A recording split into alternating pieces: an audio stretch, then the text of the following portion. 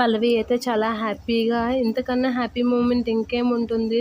అసలు ఊర్లో నీరే కొరవన్నట్లుగా అవని అయితే కన్నీళ్లతో నీటి కొరవని తీర్చేస్తుంది. ఇంతకన్నా హ్యాపీ మూమెంట్ ఇంకోటి లేదు. ఇప్పుడు మనం ఎంజాయ్ చేయాలి, బాగా ఎంజాయ్ చేయాలి అని చెప్పి పల్లవి అయితే చాలా హ్యాపీగా ఫీల్ అవుతూ ఉంటుంది. ఇక తన ఫోన్లో ఒక పాటలైతే సెలెక్ట్ చేసుకొని తనకు నచ్చిన పాట వేసుకొని పల్లవి అయితే డ్యాన్స్ చేస్తూ ఉంటుంది. ఇక పల్లవి చాలా హ్యాపీగా డ్యాన్స్ చేస్తూ తన సాధించిన దీనికైతే హ్యాపీగా ఫీల్ అవుతూ డ్యాన్స్ చేస్తూ ఉంటుంది. అలా హ్యాపీగా డ్యాన్స్ చేస్తున్న పల్లవిని చూసైతే కమల్ షాక్ అవుతూ ఉంటాడు. అలా తను డ్యాన్స్ చేయడం చూసి ఇంట్లో అందరూ ఎంత బాధపడుతుంటే తిను డ్యాన్స్ చేస్తుంది, ఎంత హ్యాపీగా ఎలా ఉంటుంది నేను చూస్తాను అని చెప్పి అయితే కమల్ అయితే పల్లవి చూసి గట్టిగా కోపంగా రగిలిపోతూ ఉంటాడు. ఇక పల్లవి అయితే అలా డ్యాన్స్ చేస్తూనే ఉంటుంది. అలా డ్యాన్స్ చేస్తూ చేస్తూ ఒకసారిగా తిరిగేసరికి అటుగా కమల్ కనిపిస్తూ ఉంటాడు. అలా కమల్ కనిపించిన వెంటనే పల్లవి అయితే డ్యాన్స్ చేయడం ఆపేస్తూ ఉంటుంది.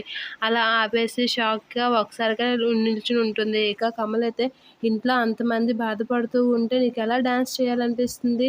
అన్నయ్య జైలుకి వెళ్ళి బెయిల్ రాలేదని అందరూ బాధపడుతూ ఉంటే నువ్వు డ్యాన్స్ చేస్తావా? డాన్స్లు నీకేమైనా బుర్ర పనిచేస్తుందా అని కమల్ అయితే పల్లవిని సీరియస్గా తిడుతూ ఉంటాడు. అడ్డంగా దొరికిపోయానే అని పల్లవి అయితే అనుకుంటూ ఉంటుంది.